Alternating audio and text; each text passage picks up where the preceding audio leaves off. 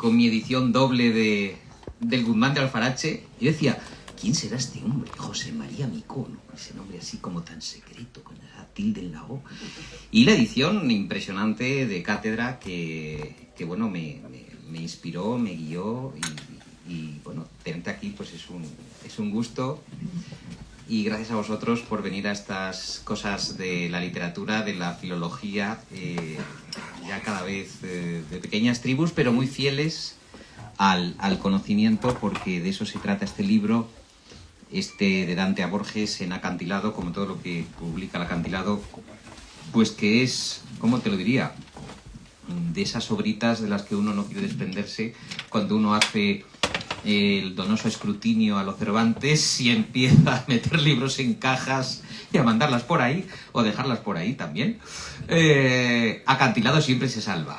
Y además José María Micó es autor de Acantilado, con lo cual pues es un tomo que yo creo que resume muchas cosas que amamos todos, un canon tuyo y además un mensaje. Yo creo que lanzas en de Dante a Borges. Bueno, lo haremos en plan de entrevista, como a mí me gusta hacer las cosas. Así que, bueno, primero te cedo la palabra para que saludes al respetable y nada, que nos cuentes un poco, pues, cómo se te ocurre hacer esta reunión de trabajos pequeños pero intensos y contundentes. Muchas gracias. Gracias a ti, David Felipe. Para mí también es un honor, porque, en fin, hemos coincidido en la distancia en alguna ocasión y ya has tenido... Y en las ondas. Y en las ondas. Y has tenido la generosidad de entrevistarme en algún momento. Pero sobre todo quiero empezar dando las gracias a todos los presentes por estar aquí. Este no es un libro de poesía, no es una novela. Tampoco sé si lo definiría como un libro de ensayo. Es un libro de páginas filológicas, pero concebidas ensayísticamente y quería...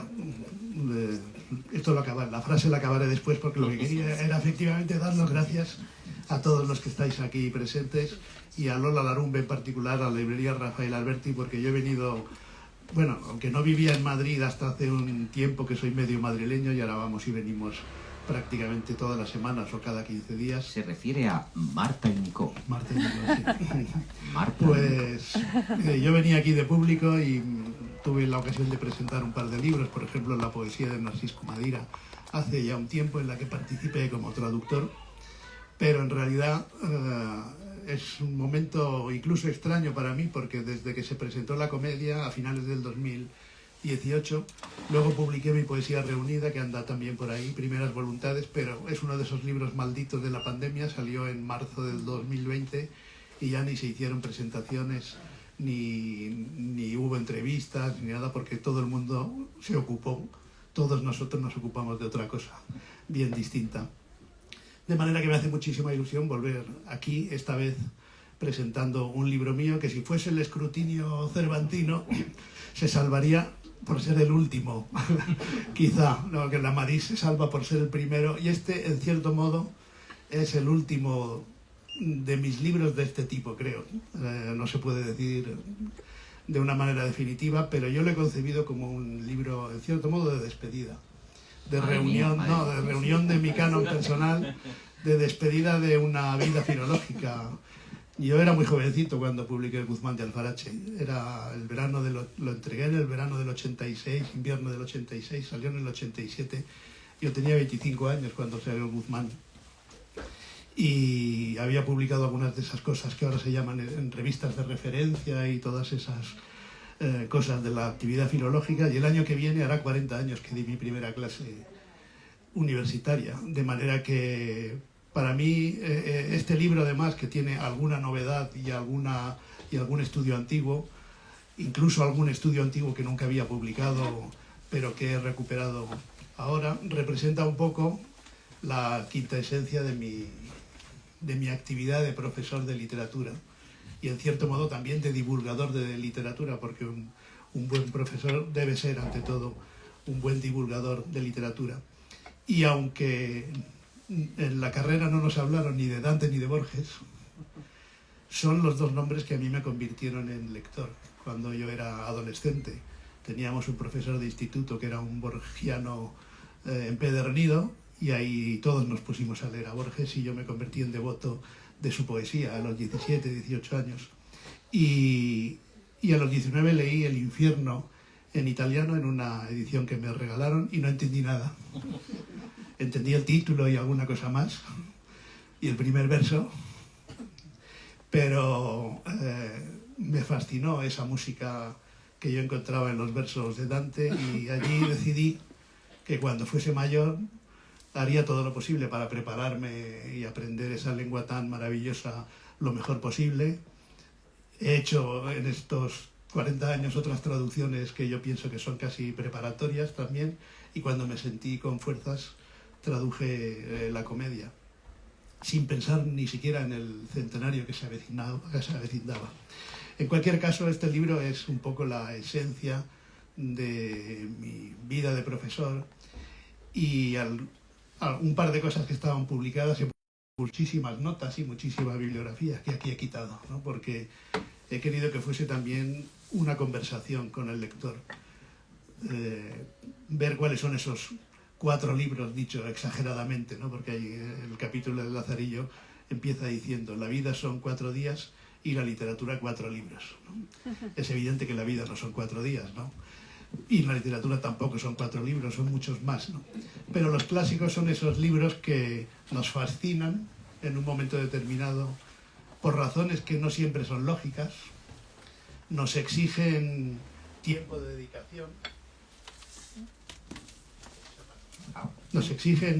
dedicación, incluso irracionalmente, porque no está en nuestro horizonte profesional tampoco en algunos casos, ¿no? Y cuando pasa el tiempo nos damos cuenta de que nos han acompañado realmente toda la vida, ¿no? Y son, para mí, algunos, no son todos, claro, no están todos ahí, pero algunos de los libros de mi vida... Espera, te voy a dar otro. Bueno, se te apagará a ti entonces. Por ahora no se apaga, pero bueno. Decía, algunos de los libros de mi vida son estos, y autores de mi vida, no solo libros, ¿no? Porque esa es la pregunta: ¿qué es un clásico? ¿Si una persona o un libro, ¿no? De hecho, me pidieron una columnita a propósito de la salida del libro, ¿no? Y yo recordé la frase de Calvino, que dice: ¿por qué leer los clásicos? ¿No? Y tanto Calvino en ese libro como Borges en sus páginas maravillosas sobre los casos clásicos piensan en libros, en obras concretas, ¿no? Y me añadieron la preposición: ¿por qué leer a los clásicos? Que también está bien, pero entonces nos referimos a personas, ¿no? Y un poco las personas y los libros que han formado mi vida de lectura o de lector están concentrados ahí, ¿no? Y por eso ese arco, que puede parecer muy ambicioso, de Dante a Borges, pero son 2 autores que están relacionados y que yo intento acompañar aquí de otros que me han gustado. En este recorrido tuyo, José María, que has espigado, ¿no?, para hacer ese canon tuyo o semicanon personal, hay una cosa que tienes toda la razón, y es que damos por sentado, y lo dices muy bien en el libro, que están ahí, esos clásicos, y que, bueno, están ahí, precisamente como están ahí, dices que habría que deshacer esa especie de quietismo, de veneración intocable de la biblioteca del anaquel, y entrar a ver lo que tiene que decir, sobre todo porque hay una cosa que yo comparto contigo, que fueron grandes heterodoxos y rebeldes de su tiempo. Están ahí por algo, ¿no? Es decir, se salieron de la tangente, del camino, y han pervivido hasta nuestros días. Fíjate, Dante, o ahora mismo Acantilado ha publicado el epistolario de Petrarca, ya me lo he pedido, los 3 tochos impresionantes. Y... Espérate, porque son 4. ¡Ah, que son 4! Pues yo pensaba que eran 3. Bueno, el caso es que han sobrevivido a las inclemencias, las modas y tantas cosas, ¿no? Cuando hablas de lo clásico, hay muchas teorías sobre lo clásico. Para ti, como profesor docente durante tanto tiempo, después de esta decantación de años y de tantos y tantos y tantos alumnos, ¿qué sería para ti la definición de un clásico? ¿Qué es un clásico para ti? Un escritor que está muerto. Pero de esos hay muchos. Un buen escritor. Ah. Bueno, yo creo que para convertirse en un clásico hace falta 3 cosas. Una, componer, escribir, crear una obra excepcional, aunque no nos parezca en su tiempo. Lo segundo, rezar para que no se pierda, que esto es quizá lo más importante y lo que era más difícil en el pasado y ahora es quizá demasiado fácil.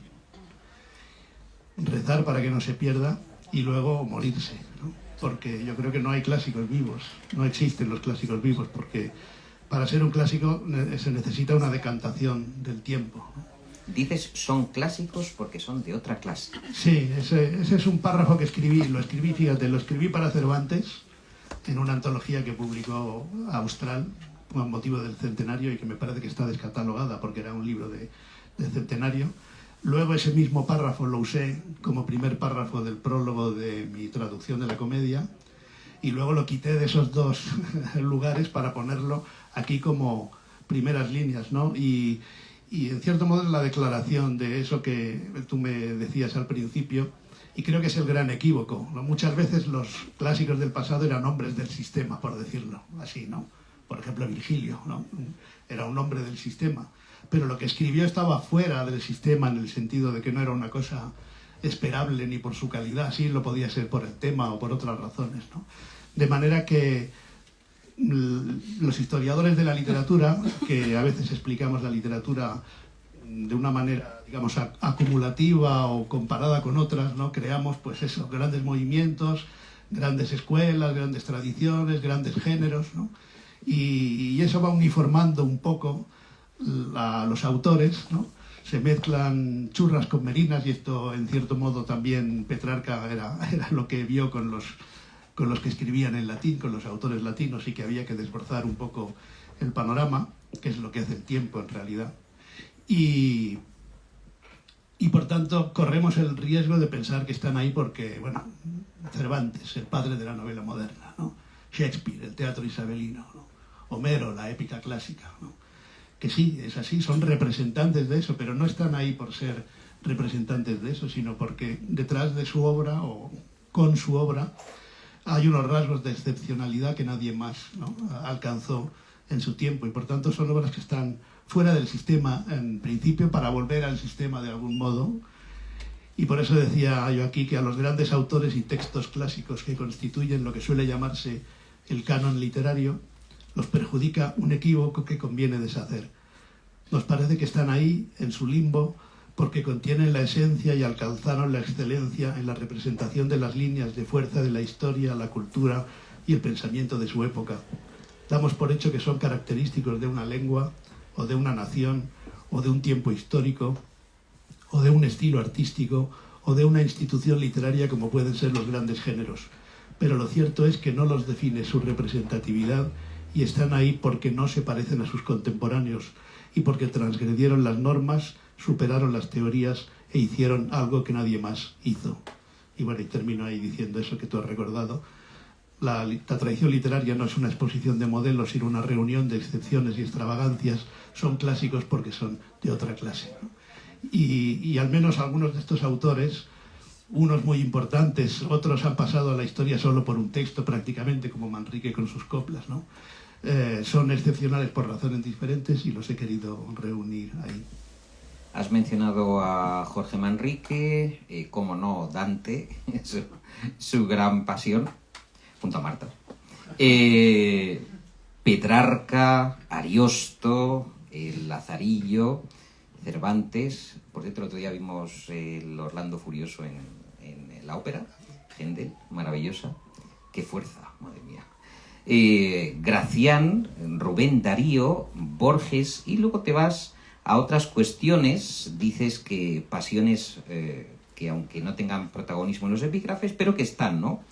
Ausiàs March, Aldana, Tasso, Villamediana, Goethe, Neruda, y lo comentas también y lo logras además, que contar algo o desde un prisma que no haya sido demasiado manido, que eso también es un reto como filólogo, es decir, abordar a estos monstruos de la literatura, pero contando cosas distintas. Bueno, es nuestra obligación intentarlo, ¿no? Hay capítulos que son de balance, ¿no? El Lazarillo es, en cierto modo, un capítulo de balance. ¿Por qué es importante el Lazarillo? Intento explicarlo en 20 o 20 y pocas páginas, porque lo es. El capítulo titulado Una idea de Cervantes también es un capítulo de balance, ¿no? Pero intento seguir un hilo para que se entienda por qué realmente es tan original su obra y por qué, digamos, frente a Ariosto, por ejemplo, que era uno de sus grandes autores de cabecera, ¿no? El gran cambio que se produce entre Ariosto, que escribe una novela también como Cervantes, una novela de caballerías, digamos, también un poco fuera de la norma. Y muy influyente. Y muy influyente, pero la escribe en verso, ¿no? Y Cervantes, en cambio, la escribe en prosa, ¿no? Ese cambio de la prosa del verso de Ariosto a la prosa de Cervantes es un cambio fundamental, ¿no? Y entonces hay esos dos capítulos, por ejemplo, o el de Dante, no el primero, sino el segundo, que es una introducción a la comedia, son más de balance, de conjunto, y en cambio hay otros en los que intento fijarme en un aspecto menor, incluso minúsculo o insignificante, aparentemente insignificante, como una aliteración del primer verso del soneto de Petrarca, ¿no? Y que sin embargo esa literación sigue resonando en poetas españoles, ¿no? En los traductores, curiosamente menos que en los poetas que se dejaron influir por ese soneto y por otros del Canzoniere. O en el caso de Manrique, ¿no? Que es un texto estudiadísimo y que se ha hablado, se ha discutido mucho en torno a la fecha, en torno a la estructura, y a veces llegando a discusiones un poco bizantinas, porque la fecha tampoco hay muchas diferencias en las posibilidades. Manrique debió morir poco después de escribir las coplas y es un periodo muy concreto en el que debió escribirlas. Luego la estructura, ¿no? Que es una forma de parcelar algo que el autor concibe como una unidad, ¿no? Y yo pensé ver una unidad de carácter retórico, hay tres momentos estratégicos en los que Manrique dice eso que dicen los poetas tan habitualmente, ¿no? No voy a decir esto, no voy a hablar de esto, que es una forma de hablar de eso, ¿no? Pero las dos primeras pretericiones tienen un sentido muy, muy evidente en la línea con ese estilo común y moderado, podríamos decir, con otro poeta de las coplas de Manrique, de comunicación y de intimidad, ¿no? Pero cuando llega el momento crucial de elogiar a su padre, ahí la preterición, digamos, ya no tiene el efecto de las otras, y dice, no, aquí Octaviano, Julio César, etcétera, ¿no? De manera que era un detalle en el que yo me fijé hace muchos años y hice una primera versión de ese trabajo también hace muchos años y ahora lo he recuperado aquí sin notas ni referencias. Hay una pregunta que siempre sobrevuela con los clásicos, pasa con Cervantes, Petrarca, Boccaccio y tantos, ¿no? Y nuestro siglo de oro. Y es, yo siempre se lo pregunto a los sabios, ¿cómo es posible que tuviesen tiempo, a ver qué interpretación le das tú, a escribir estas obras maestras entre guerra y guerra, entre asuntos palatinos, idas y venidas, y todavía sacaban tiempo para escribir estas obras maestras en un estado de acción permanente y de crisis económicas, políticas, bueno, no sé, incluso desde la cárcel? ¿Qué ADN tienen los genios para ti? ¿Cómo concurren? Y esa sería la segunda pregunta. En nuestro siglo de oro, tanta gente y tan buena en un corto espacio de tiempo. Bien, ahí es una pregunta compleja que requiere explicaciones que no tengo. Igual le pido ayuda a Media de Paz para que complete las explicaciones, pero bueno, yo creo que hay una diferencia fundamental ahora con nuestro tiempo y con lo que entendemos por literatura, ¿no?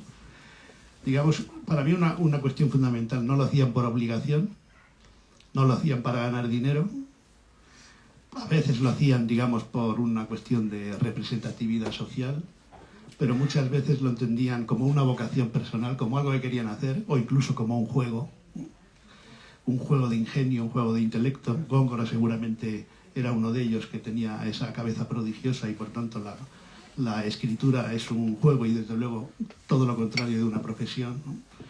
Y por tanto lo abordaban con una libertad y un sacrificio que no da a la profesión, ¿no? A veces cuando dice, bueno, para arreglar esto se necesita un profesional, ¿no? Y yo digo, no, se necesita un vocacional, ¿no? Pero incluso para un trabajo manual o mecánico, ¿no? Y yo, para bien o para mal, a veces también para mal, también debo decirlo porque, en fin, el mundo universitario es el que es, etcétera. Pues yo he sido siempre vocacional, ¿no? Y a veces he pagado caro, digamos, esa concepción vocacional de hacer lo que yo quería hacer y no lo que había que hacer. Y yo creo que los escritores, más o menos, o incluso cuando escriben sus obras dentro de un sistema, se dedican de tal modo a esa obra, dándole la importancia que requiere, pero no esas otras importancias, digamos, sociológicas que pueden arrastrar, y concibiéndolas más como una vocación que como una profesión. Y luego está, digamos, el misterio del genio, que eso, ¿no? ¿Por qué Ausiàs March, después de varias generaciones de poetas que escribían todavía como los trovadores, ¿no? Incluso su amigo Jordi de Sant Jordi, que todavía usa una lengua artificial, ¿por qué decidió él, Ausiàs March, usar por vez primera el catalán o el valenciano? Y llegar a ese punto de esa expresión tan rompedora, ¿no? Aquí no hablo de Marc, pero hablé en el librito anterior, Clásicos Vividos, y me acabo de llevar, por ejemplo, la alegría de que lo han reeditado. Ahora supongo digamos, con la aparición de este, han pensado que era un buen momento para reeditar Clásicos Vividos, que es un libro todavía más estrecho que este. No llegaba ni a las 100 páginas, pero ahí hablo de algunos otros de mis autores, ¿no? Ese siempre será un misterio, y yo creo que no se puede dar una explicación general porque cada tiempo tiene sus circunstancias. Pero yo creo que lo he tratado mucho, ¿no? Es una cuestión, en Siglo de Oro, por ejemplo, los colegas, los que llevan, como tú, toda la vida estudiándolos, ¿no? Me dicen muchas veces que hay una especie de, sobre todo en el siglo XVII, competencia entre ellos, a ver quién supera a quién, ¿no? O qué discípulo supera a qué maestro, o qué vuelta de tuerca, o qué que va más allá de lo que estaba ya publicado. Sí, digamos que en el contexto español y del Siglo de Oro, pero eso posiblemente en otras épocas ocurrió así, en momentos de esplendor, digamos, político, social y económico, se produce una madurez en la sociedad y en los escritores que participan de ella, que se pueden dar esos casos, ¿no? Y además, digamos que los grandes autores como Lope de Vega, como Góngora, como Quevedo, que era algo más joven que los dos anteriores, pero que yo creo que tenía en común eso, ¿no? Ya habían superado la tradición clásica, ya no eran imitadores, en el sentido más noble de la palabra, como podían ser aún Garcilaso, un imitador muy original, pero digamos... La imitatio clásica. La imitatio clásica, que valía sobre todo para la poesía, o Fray Luis de León, un poeta que se define como imitador y que escribe imitación de diversos y que tiene la tradición clásica como algo que está muy presente. Y sin embargo Lope, Góngora y luego Quevedo tenían una actitud más libre por un lado y más competitiva, ¿no? Ya basta comparar, en fin, el soneto famosísimo Mientras por competir con tu cabello, con los subtextos, como algunos dicen que están detrás de ahí, ¿no? Uno de Garcilaso y uno de Bernardo Tasso, por lo menos, para ver hasta qué punto ese jovencito de 20 años estaba en disposición de mejorar a los anteriores, ¿no? Y luego, cuando se añadió eso, la competencia entre ellos, pues en el Siglo de Oro se nota mucho, ¿no?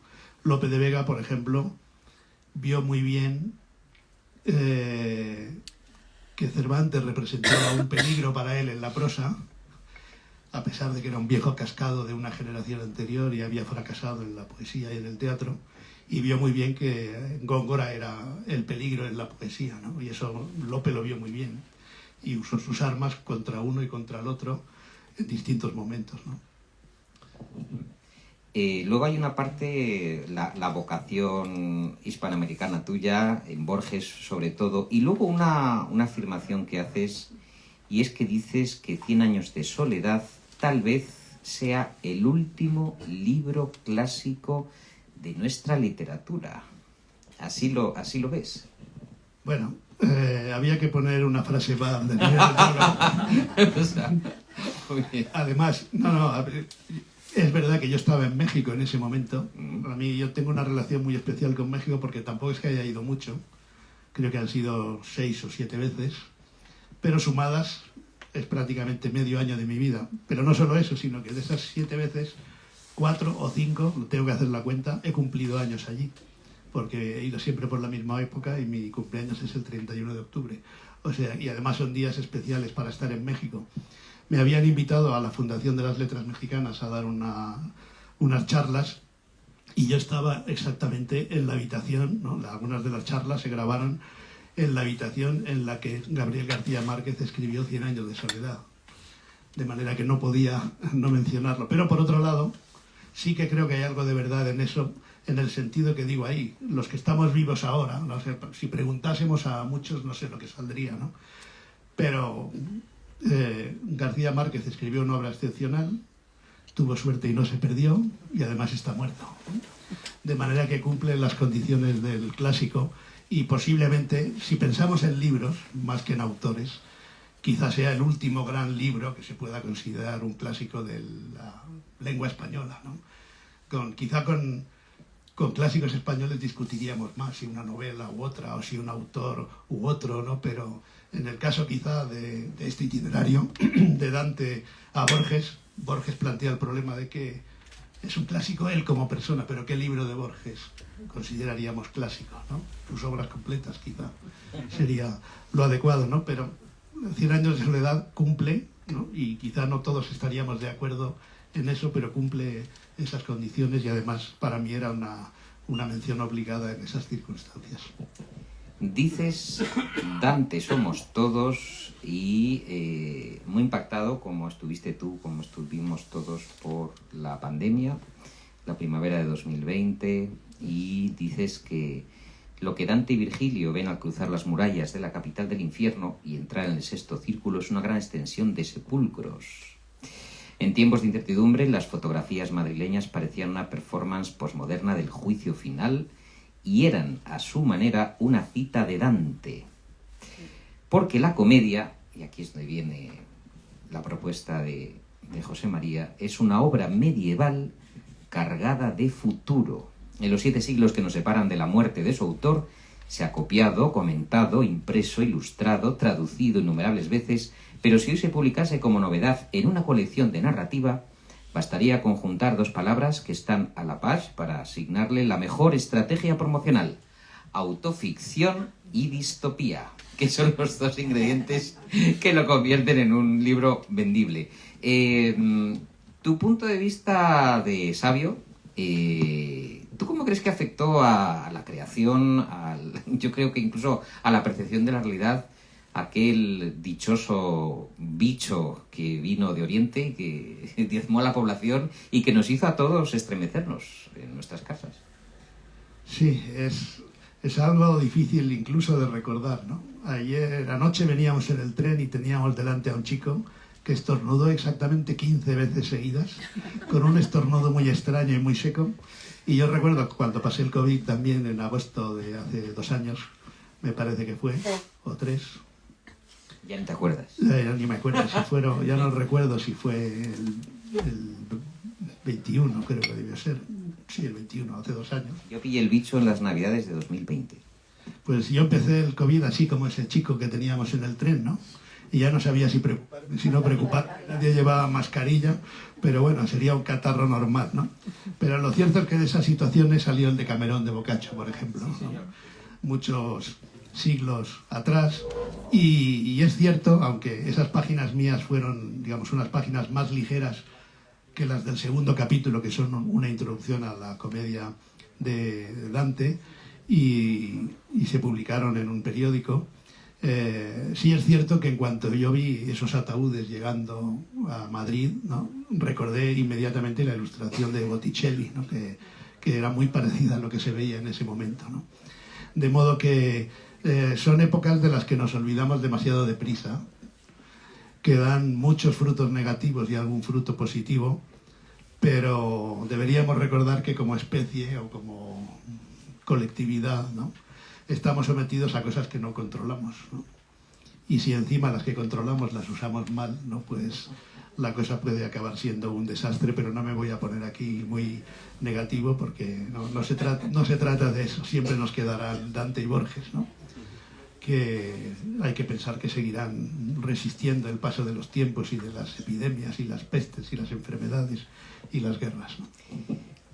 Dice José María Micó en este libro, acantilado, recuerdo en la editorial: las grandes obras de lo que llamamos literatura universal son incomparables, pero casi todas pertenecen a un cierto linaje, porque perfeccionan una tradición o inician una moda. En Dante van de la mano, como en otros autores antiguos, la cultura clásica y la nueva poesía en romance, que nació con los trovadores, pero la lista de sus obras en latín y en italiano está formada por una sucesión de creaciones asombrosas que son, casi sin excepción, especímenes únicos, libros singulares sin linaje: La vida nueva, el de Vulgaria y Elocuentia, el Convivio, la Monarquía. De lo singular también sale, ¿no?, esa alimentación de una obra maestra que se alimenta de singularidades. Sí, y aquí vamos. Perdón. Bebe. No me contaminé ayer, ¿eh? Esto es carraspera simple. Y aquí vamos al otro punto, que en realidad son las personalidades, digamos, a mí que me interesan. Yo no sé si ninguno de estos autores se podría definir como un escritor como lo definimos hoy, ¿no? A mí me gusta pensar que fueron más bien hombres de letras, ¿no?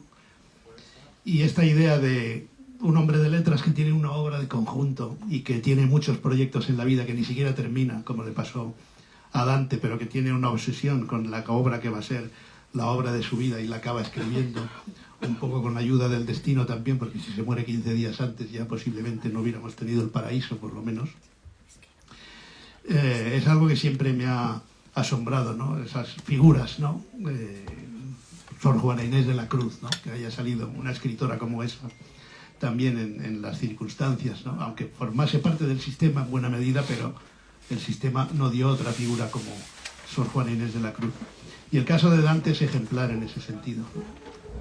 El jovencito escribió una novelita sentimental, ¿no? La Vita Nuova, que tiene, sí, algún antecedente clásico y algún elemento trovadoresco, pero que nos ayuda a entender sobre todo el Canzoniere de Petrarca, que sigue un poco la pauta estructural, ¿no?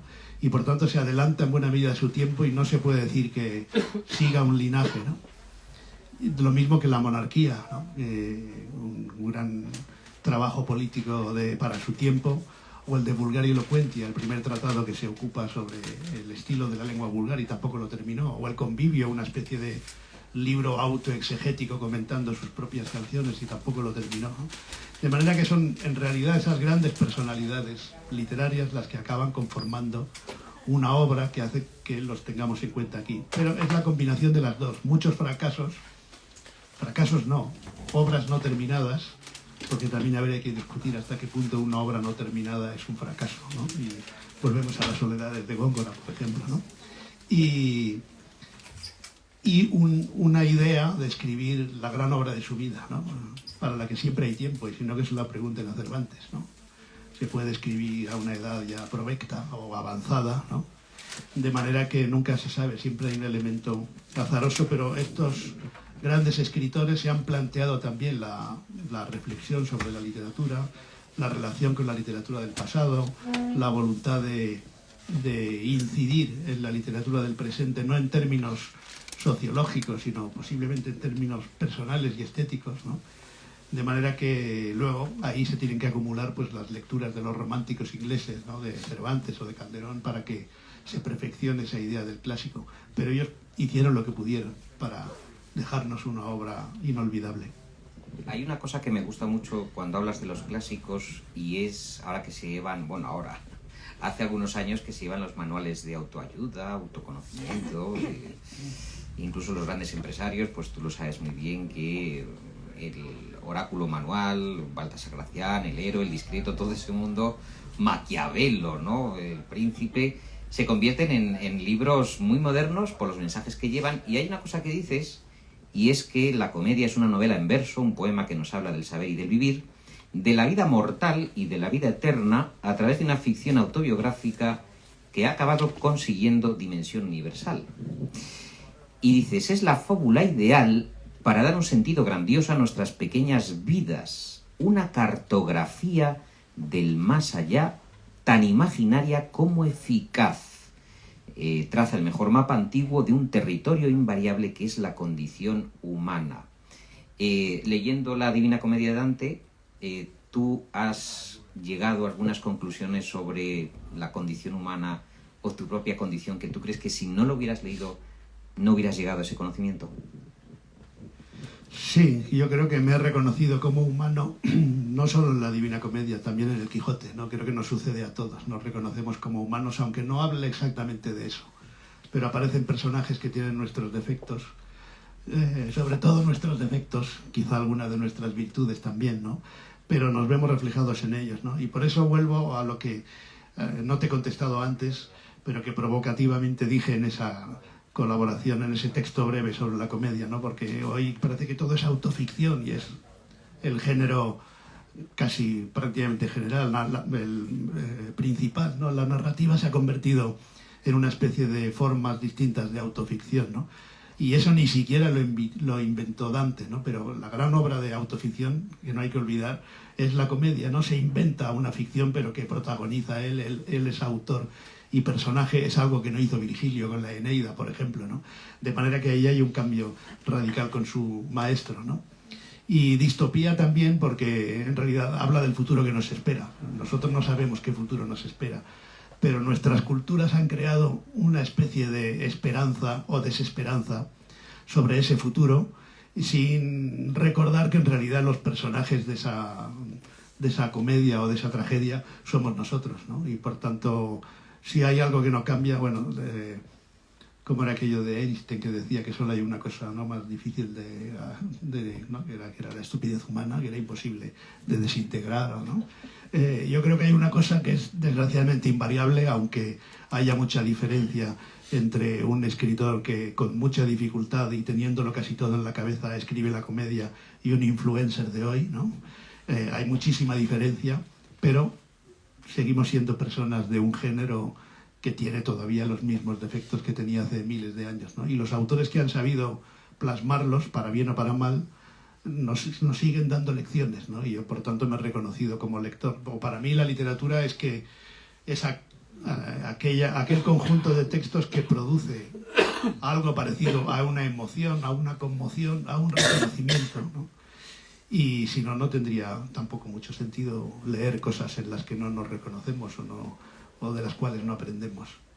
Comentas también que lo de que sea divina la comedia es un invento de Boccaccio y que es comedia y punto, que es una de las aportaciones que haces en el libro y que además el propio Dante se refiere a su obra como esta comedia y mi comedia. Sí, bueno, esta es una cuestión que pasa con los títulos antiguos, ¿no? Es decir, ¿qué era un título para Dante? Pues algo muy diferente de lo que es para un autor hoy, ¿no? Nadie se le ocurriría escribir en la época una obra con el título de La ciudad de los prodigios, ¿no? Por ejemplo, ¿no? Esos títulos son cosa moderna, o Las flores del mal, ¿no? Se llamaban Eneida porque habla de Eneas, Ilíada porque de la destrucción de Troya, ¿no? Etcétera, etcétera, ¿no? Metamorfosis, sátiras, epigramas, etcétera. Y por tanto no es exactamente un título, pero la única palabra que se vincula con la obra o que la define, usada por el propio Dante, es la palabra comedia. Boccaccio la definió como divina, en cierto modo recordando una expresión que sale en la propia comedia, porque Virgilio habla de su poema como mi alta tragedia, y por tanto frente a la alta tragedia de Dante está la comedia la alta tragedia de Virgilio está la comedia de Dante, pero Boccaccio le añadió, dijo aquello de que era una obra divina. Pero no pasó nada hasta que un editor espabilado del mediados del siglo XVI decidió incorporar, ¿no? Y así está en el título, ¿no? Y digamos yo, por un prurito filológico, y la editorial Acantilado estuvo de acuerdo conmigo, y yo creo que solo Ángel Crespo y yo conseguimos convencer a las editoriales, porque después de la mía han salido 3 traducciones en España y 1 o 2 en Argentina, y varias ediciones críticas y anotadas en Italia, y nadie ha querido renunciar a lo de la Divina Comedia porque es como una marca comercial en realidad, ¿no? Y digamos, con nuestra traducción y en Acantilado, a la editorial a la que estoy obviamente muy agradecido por muchas razones pudimos mostrar que, siendo precisos o exactos más filológicamente, no perjudicaba la vida comercial del libro, que ha sido muy buena, ¿no?, en estos ya 5 años que lleva publicada. Hay una parte que es la más, vamos a decir, conocida, la relación de Dante con Beatriz Portinari, y tú lo que has trabajado sobre él, hasta dónde esa relación produce esa literatura, cuánto hay de retórica, cuánto hay de realidad, de proyección. Háblanos de una de las parejas del cuché filológico más famosas de la historia. Sí, a mí a veces me gusta decir a los alumnos, no a propósito de Dante, que lo he explicado menos que Petrarca, ¿no?, pero a propósito del cancionero de Petrarca, les digo, qué casualidad, ¿no?, que estas mujeres tuvieran esos nombres tan bonitos y tan significativos, ¿no? Laura, el laurel, que es la poesía; el oro, el aura, que es el espíritu, etcétera, etcétera, ¿no?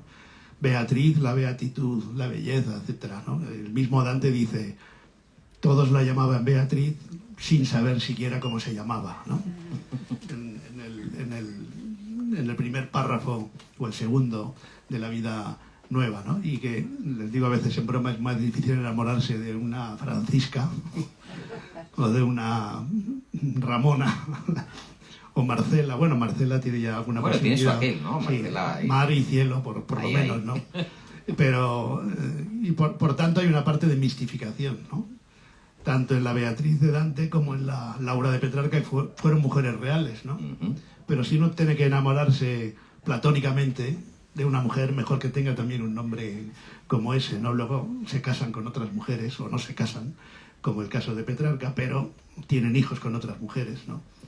Y por tanto tiene una parte de mistificación y una parte de realidad también, porque las conocieron físicamente, pero se convirtieron en ese gran ideal, y para Dante Beatriz naturalmente es el motor de buena parte de su obra, no de toda su obra, pero sí el motor principal, no el único, pero el motor principal, el primo mobile, podríamos decir, usando un poco su terminología de la comedia. De hecho, cuando termina la vida nueva, dice, bueno, ahora voy a estudiar todo lo que pueda, ¿no?, y un día escribiré de ella lo que no se ha dicho nunca de ninguna, ¿no?, de ninguna otra.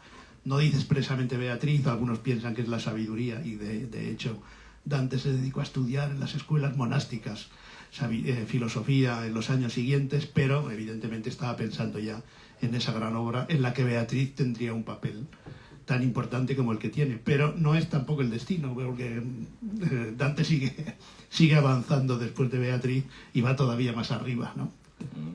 Hay una fecha muy importante que tú marcas muy bien, un antes y un después en la vida de Dante, que es 1302, y sí me gustaría que nos comentaras cómo termina Dante, ese final de sus días, buscando mecenas, amigos, huecos, lugares, sitios, casi como un vagante, ¿no? Como un hombre que va en una peregrinatio hasta el final, hasta el ocaso. Sí, eso también es algo que nos cuesta entender en nuestro tiempo, no porque no existe el exilio ahora, que como vemos sí que existe, ¿no?, sino porque Dante tuvo una breve intervención política y que significó para él acabar desterrado, ¿no?, o enemistado con el Papa, como los güelfos blancos estaban enemistados con el Papa y con los güelfos negros, y eso le llevó a no poder volver. Además fue una forma de exilio muy, muy desagradable, porque él estaba afuera, ¿no?, y ya no pudo volver, y a finales de 1301-1302 empezó su exilio, en realidad, ¿no? Y los primeros años fueron durísimos, porque fue un exilio que tenía unas causas políticas, y él hizo todo lo posible, primero para apaciguar los ánimos e intentar aliarse incluso con los gibelinos, que eran teóricamente los grandes enemigos, para poder volver, ¿no? Y ya no volvió a ver a su mujer, por ejemplo. Quizá le preocupaba poco porque tenía a su Beatriz en mente, ¿no? Y tardó bastantes años en reunirse con sus hijos, en Verona primero y en Rávena después, ¿no? Y por tanto, los primeros años del exilio fueron muy duros, y él fue cuando empezó esos proyectos casi de reivindicación de hombre de letras, precisamente, con los primeros proyectos que escribió en el exilio, y al cabo de unos años los abandonó, quizá cuando empezaba a tener un poco más de tranquilidad, pero escribir una obra como La Comedia, con esa determinación, además, con esas simetrías estructurales que contiene durante 15 años de una vida tan azarosa como esa, porque los primeros años fueron realmente muy duros, cambiando de casa, viajando continuamente, sin sus libros, pidiendo naturalmente la consulta de algunas bibliotecas, de algunos protectores que tuvo, sobre todo al final, pues muestran, ¿no?, la dificultad y el tesón, cuando no la contumacia, ¿no?, en el error de alguien que, a pesar de todo, quiere escribir la gran obra de su vida, que ya la plantea muy joven, la concibe un poco más tarde y la escribe durante 15 años intensos, a pesar de todas las cosas que ocurrían a su alrededor.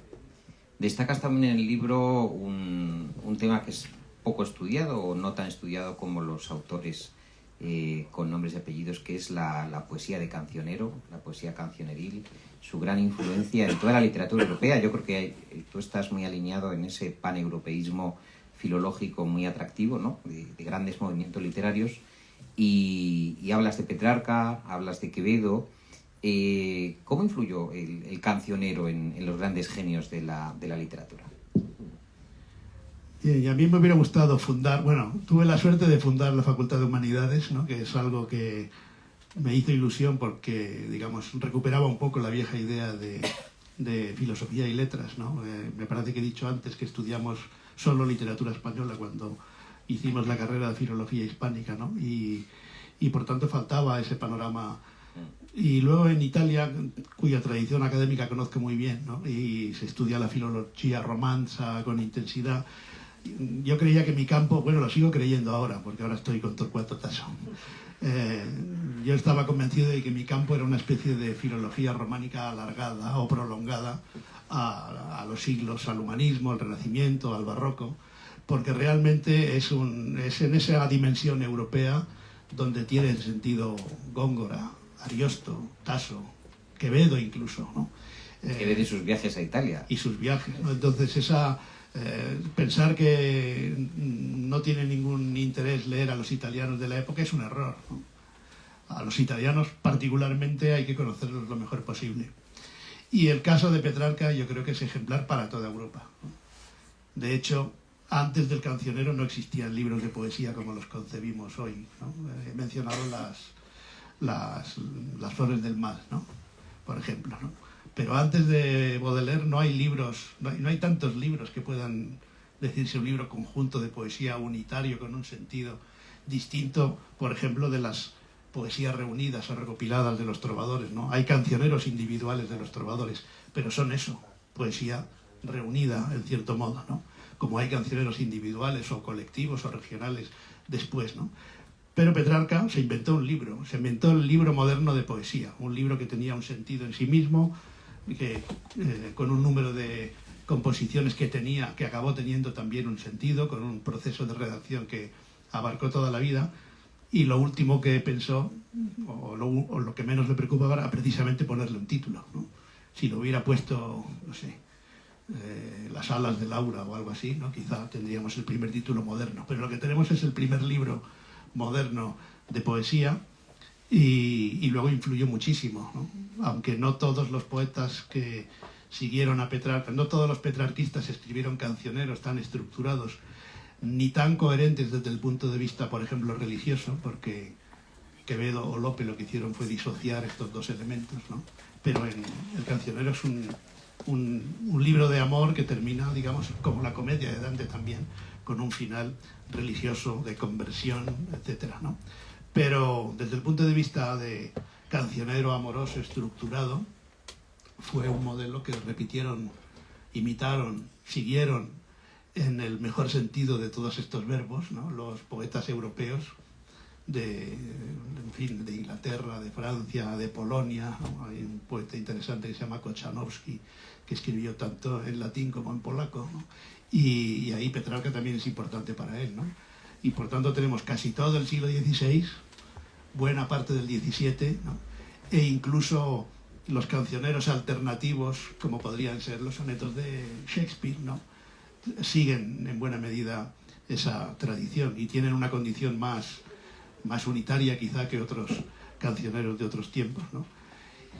Y por tanto es el libro fundamental, o el autor fundamental, sí, el libro fundamental para la poesía europea de 2 o 3 siglos.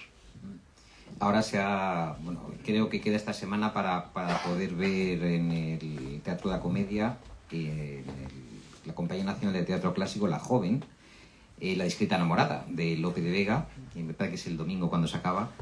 Y hablas de Lope, reconociéndole la cualidad de genio absoluto. Yo creo que hay un paralelismo muy grande por la genialidad entre Lope y Shakespeare. Yo creo que es un poco de esa capacidad creativa arrolladora. Y hablas de un tema muy interesante que no se puede tener en cuenta, que es la reescritura. Que eso Lope lo hacía muy bien. Incluso lo relacionas con la épica, ¿no? Que me parece un tema que, si nos lo puedes ampliar un poco más, que es cómo esta gente era verdaderamente ilustrada. O sea, que tenía controladas las obras que querían atacar y que querían saquear y de las que se querían alimentar y reescribir. Sí, y particularmente el género épico es un género que se caracteriza por la reescritura, ¿no? El Orlando Furioso, como ya dijo Italo Calvino, es un libro que no tiene principio ni final, porque es la continuación de un libro anterior, o de una historia anterior, que es la de Boiardo en el Orlando Innamorato, ¿no? Y cuya conclusión no es completamente resolutoria, ¿no? Y por tanto, en el género mismo está implícita la idea de la continuación, como sucede con las novelas de caballerías, de las que son una parte estos poemas épicos italianos, ¿no? Entonces, esta idea de la reescritura es fundamental para ese género en particular, en una época en que todo es reescritura en buena medida, incluso en la nuestra yo creo que en buena medida todo es reescritura, porque venimos de moldes o de ideas y por tanto los grandes autores son los que se nos adelantan a decir de una forma muy precisa, como Rubén Darío, sentimental, sensible, sensitiva, ¿no? Cuando habla de su propia alma y uno dice, bueno, ya me ha robado un verso, ¿no? Porque qué pena que no se me haya ocurrido a mí, se le ocurrió antes, o en tierra, en humo, en polvo, en sombra, en nada, quien no hubiera querido escribir eso, ¿no? Pero lo que hay detrás de ese verso, o de esos versos, es poco variable en realidad. El caso de la épica, como la temática era tan variada, ¿no? Y podía ser de muchas dimensiones, de tipo religioso, de tipo épico, de tipo amoroso, en fin, de tradición carolingia, de tradición artúrica, etc., era muy frecuente que el propio autor fuese consciente de pertenecer a un género en realidad, ¿no? Y entre las obras perdidas de Cervantes, las obras perdidas de Cervantes tienen títulos maravillosos. Las Semanas del Jardín. Las Semanas del Jardín, que algún escritor contemporáneo ha aprovechado para homenajear, ¿no? Pero a mí hay otro título que me desazona más y me gusta más, que es El famoso Bernardo. Sí. Que no se sabe si famoso forma parte del título o no, ¿no? Pues bien, Cervantes, que tocó todas las teclas de la poesía de su tiempo, precisamente lo que no conservamos de él es un poema épico, que era su género predilecto, o uno de sus géneros predilectos. Está en la biblioteca en la librería de Don Quijote, muchos poemas épicos, ¿no? ¿Tú crees que aparecerán en algún momento? No lo creo, porque ¿No él mismo no lo da como terminado, sino que, en fin, todavía me quedan en el alma, dice algo así como ciertas reliquias, ¿no?, de las Semanas del Jardín y del famoso Bernardo. Pues bien, Bernardo debía ser un poema épico, creo, imagino yo, sobre Bernardo del Carpio, ¿no? Y por tanto en esa tradición, y por tanto una reescritura, como en parte es el Quijote también, reescritura de las novelas de caballerías, ¿no? Y explica muy bien esa transmisión. Y eso nos lleva a Lope, al que yo creo que hay que reivindicar siempre como poeta. Fue un poeta realmente extraordinario, que concibió la poesía de un modo muy distinto que sus contemporáneos, o bueno, quiero decir que Góngora y que Quevedo, ¿no? Incorporando su vida a todo lo que podía, ¿no? Y con un talento natural, como tú has dicho, ¿no? Es decir, la producción de Lope es asombrosa, no tanto por el teatro, en la que era un profesional que cada 15 días o cada pocas semanas tenía que sacarse de la imaginación una comedia nueva, digámoslo así, ¿no? Porque a los pocos días ya no era novedad, ¿no? Como pasa ahora con las series de televisión y los episodios, ¿no? Entonces había que renovar el mercado. pero en el género épico escribió no sé cuántas decenas de miles de versos, ¿no? La hermosura de Angélica en la línea de Ariosto, ¿no? Por ejemplo, y luego la Jerusalén conquistada en la línea de Tasso, ¿no? Y otras obras de carácter épico, ¿no? Por tanto, esa es un ejemplo de talento natural que era Épico capaz... burlesco también, la gatomaquia. Épico burlesco, exacto, la gatomaquia, ¿no? Es muy divertida. Y empezó con la Dragontea, digamos, de épica nacionalista. Y, por tanto, es un ejemplo de una fertilidad pasmosa, ¿no?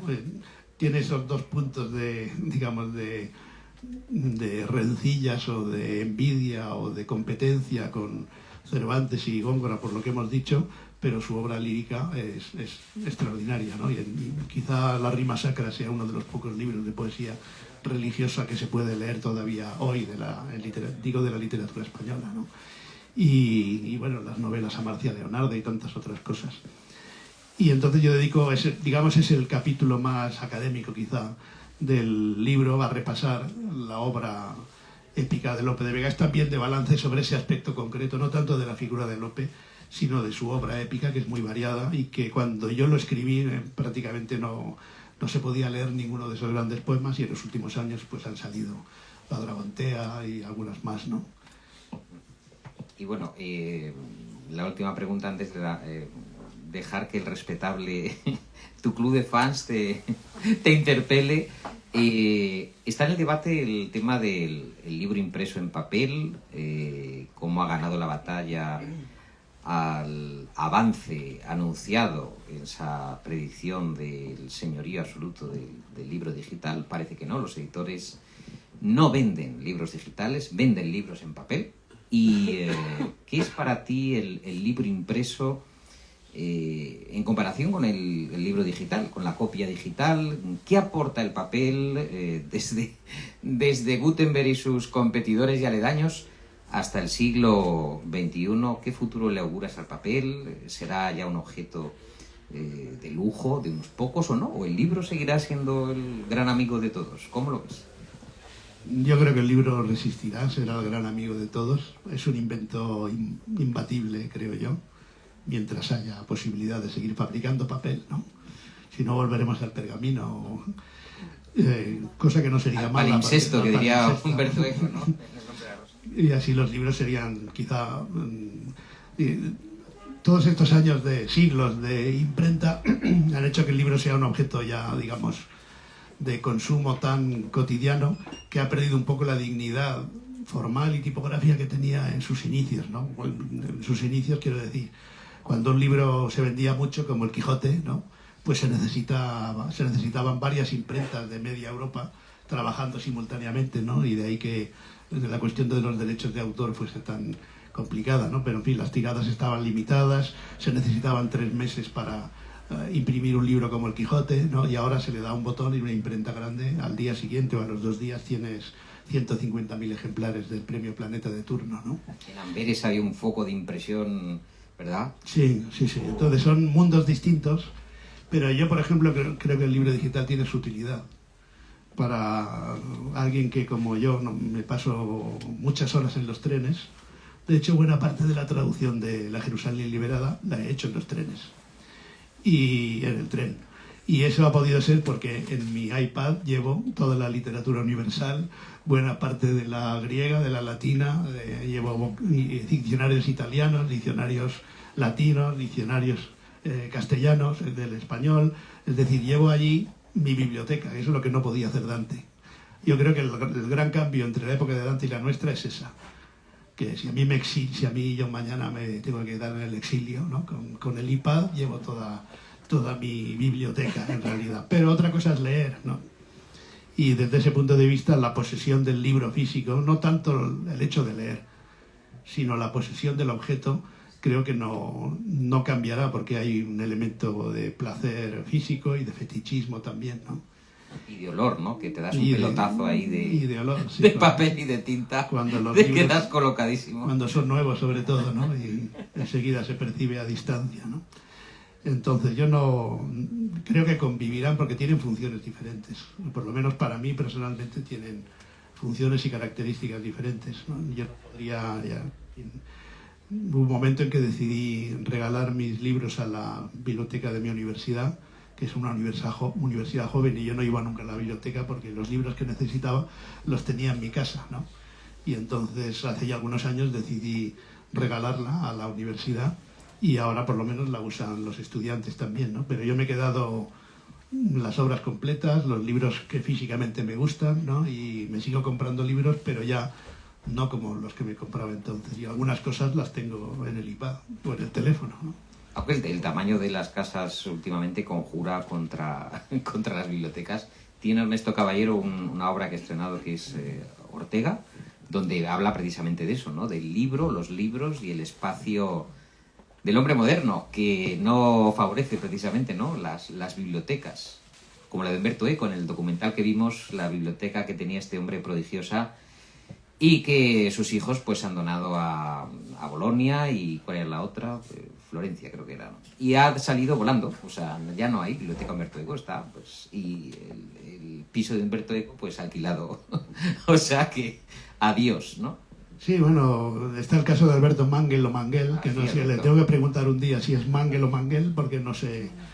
Pero, creo que es Manguel, creo. Sí, pues está el caso de Alberto Manguel, ¿no? Que ahora ha conseguido una especie de final de lujo para sus libros en Lisboa, ¿no? Después de haberlos llevado por medio mundo. Pero son bibliotecas también de otra dimensión, ¿no? La mía era más académica, de profesorcillo, y centrada en literatura española, ¿no? Pero bueno, tenía muchas cosas que no eran fáciles de encontrar, ¿no? Pero no era un bibliófilo yo de jovencito por obvias razones, ¿no? Y luego tengo algunos libros antiguos, pero porque los he usado, ¿no? Tengo alguna primera edición de Góngora, pero de Salcedo Coronel, ¿no? Y alguna tercera, cuarta, quinta, sexta o séptima edición de Petrarca y de Ariosto, ¿no? Que son las que no cuestan dinero, porque las primeras ediciones son imposibles, ¿no? de conseguir sin una fortuna personal muy grande, ¿no? Pero de todas maneras me sigue gustando el hecho mismo de la bibliofilia y sin él posiblemente no haría estas postalitas que hago por Navidad y envío a los amigos. Pues no sé si queréis comentarle algo a nuestro querido José María, algún apunte, que se va al exilio, dice.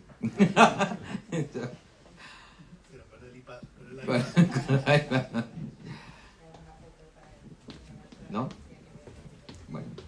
Pues nada. Si no hay preguntas, muchísimas gracias. Ha sido un gran placer hablar con vosotros y gracias de nuevo a la librería Alberti y a Lola en particular por vuestra presencia, vuestra atención amable. Muchas gracias.